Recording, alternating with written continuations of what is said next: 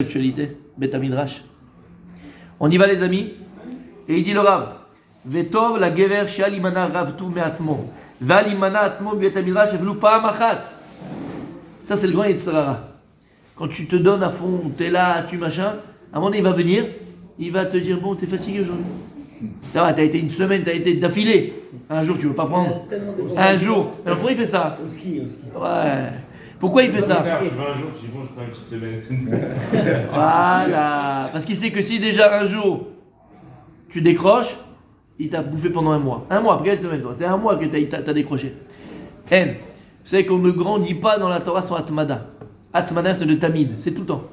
Atmada. Il y a des cas de force majeure, attention, on n'a pas parlé de... Mais on a compris, quand les Tzara, il vient, il te dit écoute, tu es fatigué, tu dois aller choses ceci, tu vas... Il va te créer un mytho que tu connais, donc tu t'es créé un vrai mytho, pour ne pas l'étudier. Faut pas. Si tu peux, tous les jours, Batmada. On a posé la question on a posé la question à Rav Kanievski. Bema Uzacha, d'être aussi Talmid Chacham, d'être le Gdolador, d'être géant dans la Torah. Et il a répondu, quand j'étais jeune, j'étais matmid. J'étais pas intelligent par rapport aux autres. J'étais très moyen. Et d'ailleurs, bien sûr, sur le Rav Kanievski, quand il était jeune, Talmud Torah et tout ça, ils sont venus voir le Stapler. Son père. Ouais. Je lui ai dit écoute,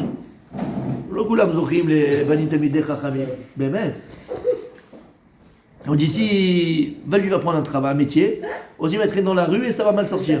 Ils ont dit Ils ont dit Stapler. Ils ont dit Stapler. Non, il était bouché. Pas bouché. Ça rentrait pas? Non, bouché, ça arrive. Hein, ils ont dit bon, le Koulam Zochim, vous savez, toi t'es avec de la d'or, mais ton fils il va pas être comme toi. Au moins, le Rav Kanievski. Ouais. Et le Stapler, il aurait pu prendre son fils et dit bon, alors on va te faire un métier, on va t'apprendre machin, on va t'apprendre machin. Pas du tout. Lui, il voulait Torah pour son enfant, il savait que c'était de ça on vit. Alors il a pris son fils, il a dit ok, je m'en occupe. Il l'a pris et il lui a fait que de la Bekiout. La Bekiout, c'est quoi la Bekiout? Il n'est pas rentré dans des pilpoulis, mais en profondeur dans les Gemarot. Il a dit vas-y, on va faire ensemble. Comme le Dafayomi? Comme le Dafayomi. On y va, toi et moi on y va. Tac, il fait plein de Gemarot. Ouais. En Bekiout, c'est voilà, très rapide comme ça. Et une chose il était, qu'est-ce qu'il a dit Rav Kanievski sur lui-même? Il a dit j'étais matmid. Je ratais pas un jour, je ratais pas une fois, je ratais pas machin. Il dit c'est comme ça que j'ai grandi dans la Torah et que je suis devenu grand. Mais il n'était pas fait pour ça, entre guillemets, dans sa tête, il n'est pas. Et ça s'est ouvert à un moment donné, et il est devenu ce qu'il est devenu. Et voilà ce qu'il était de Rav Kanievski. Regarde l'intelligence. Aniouche, bien sûr. Le Stapler lui-même, il était pas doué, il était très doué, professionnel, ça, mamache, dans le dessin. Ouais. Et. Très fort. Ouais. Tu mettais une carte de n'importe quel du monde ou n'importe quoi, il te l'a reproduisait au millimètre, ça veut dire c'était merveilleux, un professionnel quoi. Mais il a mis ça dans la Torah. Pareil, il aurait pu devenir un grand peintre, il a dit j'aurais pu devenir un grand peintre, j'aurais pu devenir machin. Non, il a mis cette roman dans la Torah, il a exactement. C'est-à-dire qu'Hachem donne des dons, mais à toi de savoir qu'est-ce que tu vas en faire avec. Et donc, ici ce qu'il dit le Rav. Pour grandir dans la Torah, c'est Atmada. Tu veux pas une Torah saucisson, ça marche pas.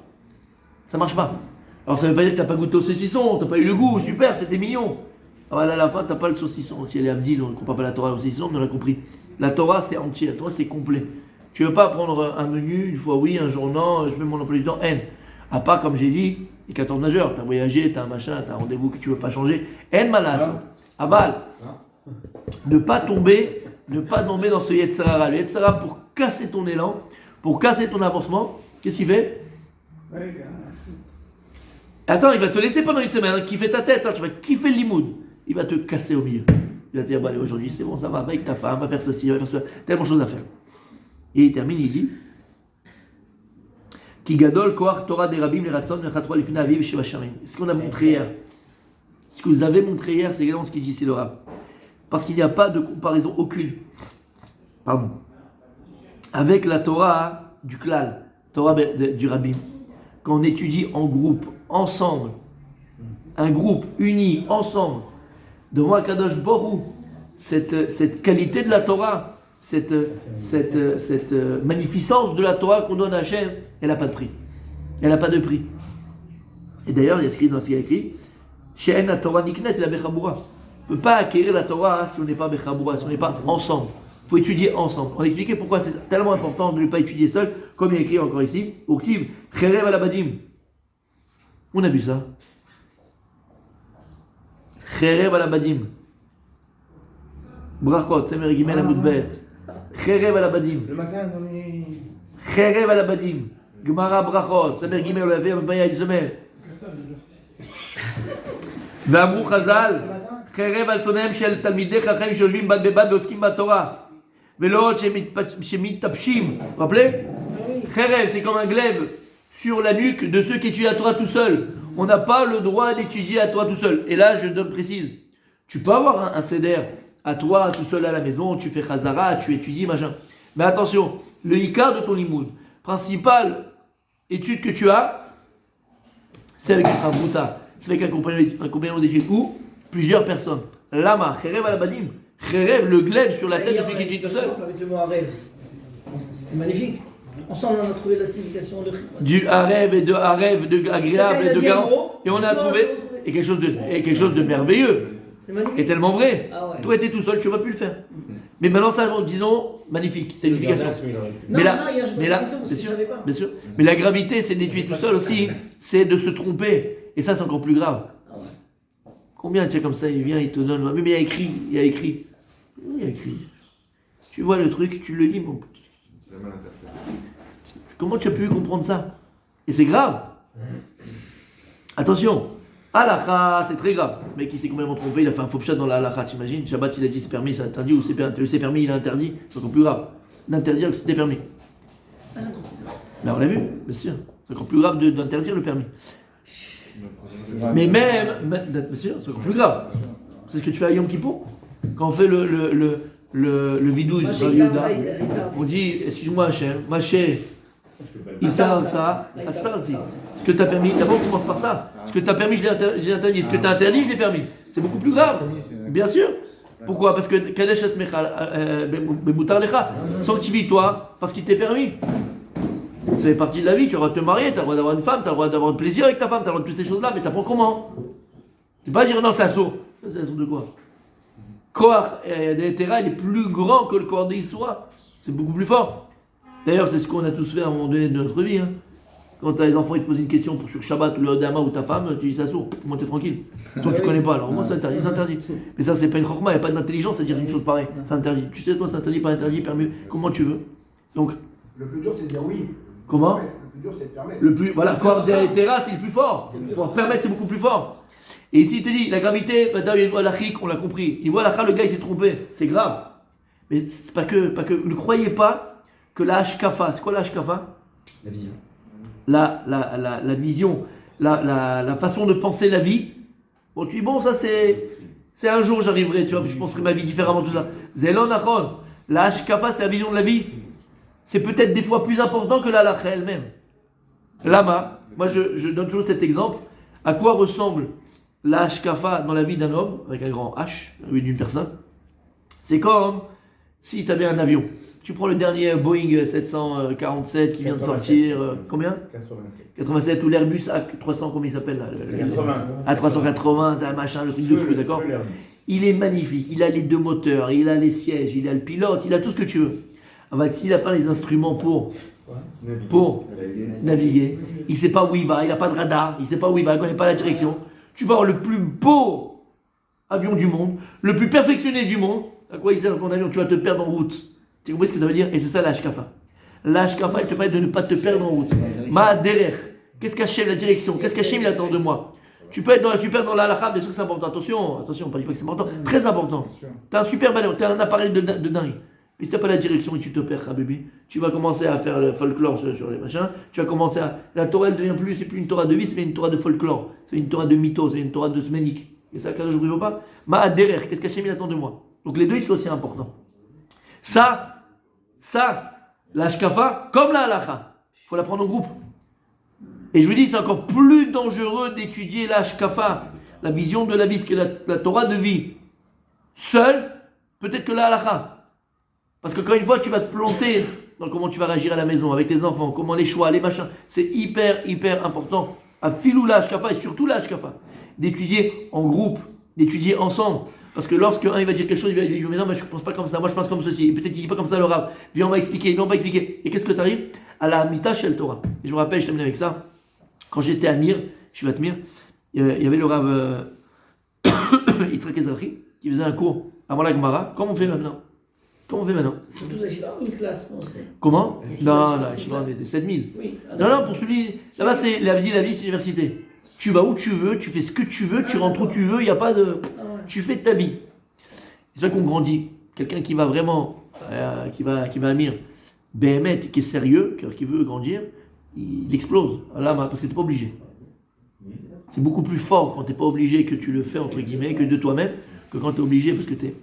Et donc il faisait un petit cours de Moussa. Et une fois il a dit quelque chose de très beau. Il a dit, dans la Torah, il y a ce qu'on appelle Amita Shel Torah. Et il y a Emet la Mito. Il y a deux sortes de vérités. Il y a Emet la Torah, une vérité de la Torah. Voilà, la Torah elle te dit comment faire, comment pas faire, comment. D'accord? Ça c'est Emet la Torah. Mais après tu as Emet, ce qu'on appelle Emet la Mito. La vérité de la vérité. Tu comprends ce que ça veut dire? Emet la Mito, c'est beaucoup plus puissant. C'est-à-dire qu'il y a Emet, cette vérité qui est, on va dire, générale. Il y a une vérité générale. Ensuite, il y a une vérité qui est vraie pour toi. Ça, c'est Emet la Mito, c'est une vérité qui est vraie. Pour qui? Pour toi. Pourquoi on avait dit ça? Parce que Emet, c'est un du mot matim, correspondre.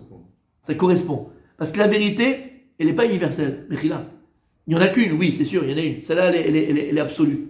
Mais quand maintenant cette vérité-là, elle prend une forme humaine et elle existe dans ce monde dans lequel tu vis, dans ton vécu, ben cette vérité-là, elle n'est pas vraie pour tout le monde. La vérité de Baba Saleh, ce n'est pas la vérité à toi, c'est la vérité du Rav Kenevi, ce n'est pas la vérité à moi. Vadaï. Maintenant, on doit s'inspirer d'eux. On doit apprendre d'eux. Mais encore une fois, la vérité de chacun, elle est propre à chacun. Ta vérité, elle est propre à toi. Il y a une vérité générale. Vous comprenez ce que je veux dire? Il y a une vérité générale. Il y a une vérité générale. Aval, dans ton vécu, dans ta vie de tous les jours, c'est pas parce que moi j'agis d'une telle façon que forcément la façon dont j'agis qui émette, mais pour moi, mais pas pour toi. Baba Sali, il jeûnait le lundi et le jeudi, d'accord? Toi, tu viens d'écouter un chiour sur le prix-shoot, sur ces choses-là, tu vas te mettre à quoi? Jeûner lundi et jeudi. Tu ne même pas faire une chat daïm. Alors, est-ce que c'est émettre que le jeûne, il a une portée? Oui, comme on a vu, il y a une portée à jeûner. Une grande portée, c'est mechaper, ça fait faire tchouva, tout ce que tu veux, il a fait. Alors la question est, est-ce que c'est émettre la mytho pour toi? Est-ce que c'est une vérité pour toi aujourd'hui? T'es pas là. Toi, bien au contraire. Toi, tu dois manger, tu dois kiffer, tu dois être bien pour voir la simra dans la Torah. Tu comprends ce que je dis? Et donc ça, toutes ces notions-là, tu ne peux pas y arriver tout seul. IFSHA, il faut être en groupe, il faut être ensemble. Et d'ailleurs, comme on l'a dit, je termine vraiment avec ça, comme on l'a dit plus d'une fois, hein, pourquoi c'est important aussi d'étudier en groupe et ensemble?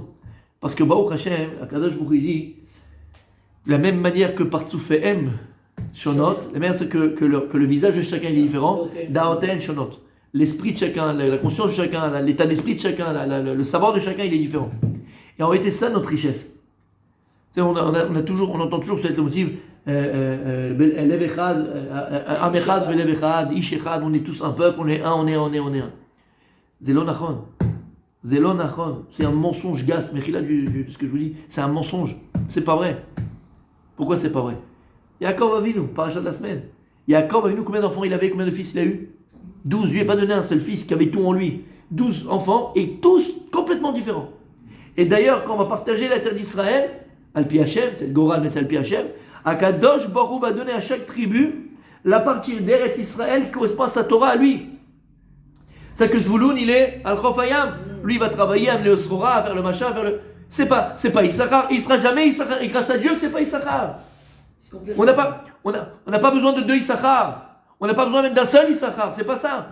Akadosh Baruch Hu, il a mis 12 enfants différents, 12 tribus différentes. Attention. Malgré leurs différences, quand ils campaient dans le désert, ils étaient tous autour du Mishkan. C'est-à-dire que Zvouloun qui allait travailler, mais qui étudiait Vadaï, attention, pas qui allait travailler, il n'étudiait pas, c'est un Chachamatsum. Ok, Zvouloun qui allait travailler, Issachar qui était à la Torah, Lévi qui était là, Keuna, Kohanim qui était là-bas, chacun, il avait sa mission, il avait sa façon de servir Hachem, mais attention, on a tous, par contre, la même direction. C'est quoi? C'est la bonne Hachem, servir à Kadosh Baruch Hu. Et c'est ça en vérité. quand on étudie tous ensemble, Rabbi David, grâce à Dieu, il pense comme il pense, il est comme il est, il a son état d'esprit. Mais Baruch Hashem, lama, parce qu'en réalité, qu'est-ce qui me permet de savoir qui je suis? Si Dieu il avait créé un monde unique, c'est-à-dire que Dieu avait créé un monde entièrement vert, est-ce que j'aurais su que le monde est vert? Bah non, parce que je n'ai pas de comparatif. À partir du moment où j'ai un monde qui est vert, et je vais faire un petit point bleu à l'intérieur de ce point vert, un petit point jaune, maintenant je sais que le monde il est vert, parce qu'il y a le point jaune. Donc en vérité, c'est exactement Beth Shammai et Beth Hillel, ce que tu as dit. Vous avez dit, je sais plus qui a parlé de Beth Shammai et Beth Hillel. Ouais, Beth Shammai et Beth Hillel. Beth Shammai et Beth Hillel, c'était ça leur force. Et c'est vrai que la halakha qui est Beth Hillel, parce que Beth Hillel, avant de prononcer leur avis, d'abord ils étudiaient en long et en large l'avis de Beth Shammai, et ensuite seulement ils se permettaient de dire ce qu'eux ils pensent. Alors pourquoi? Qu'est-ce qui leur permettait de savoir ce qu'ils pensent eux-mêmes, précisément, véritablement? C'est parce qu'il y avait en face d'eux une idée qui n'était pas la leur. Donc en vérité, il faut chérir les différences. Il faut aimer les différences. Et faut faire en sorte que l'autre devienne ce qu'il devient, d'accord? Malgré sa différence. Bien au contraire. Parce que ta différence peut savoir Béhémet, qui je suis, Béhémet, Émet la mytho. Après qu'on ait compris qu'on est chacun différent et qu'on se doit tous de devenir ce qu'on doit devenir, là alors tu veux parler de quoi, Michael? D'unité. Il n'y a pas d'unité s'il n'y a pas d'abord de différence. On continue demain.